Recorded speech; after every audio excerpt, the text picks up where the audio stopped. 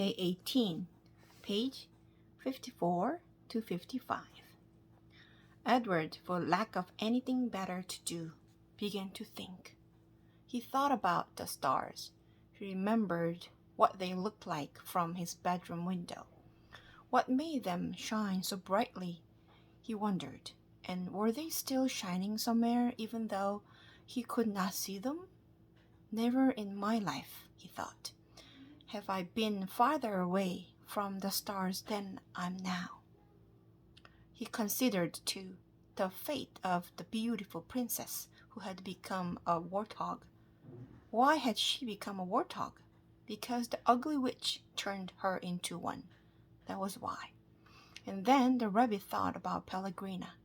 He felt, in some way that he could not explain to himself, that she was responsible for what had happened to him. It was almost as if it was she, and not the boys, who had thrown Edward overboard. She was like the witch in the story. No, she was a witch in the story. True, she did not turn him into a warthog, but just the same, she was punishing him, although for what he could not say. On the 297th day of Edward's ordeal, a storm came.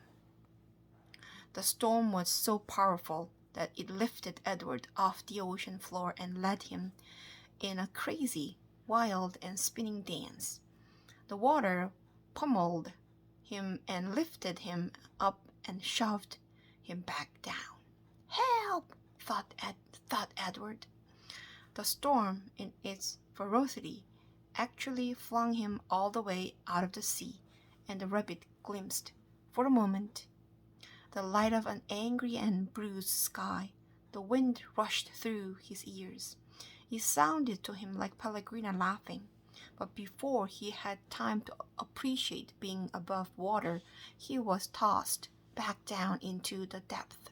Up and down, back and forth, he went until the storm wore itself out, and Edward saw that he was beginning again his slow descent to the ocean floor.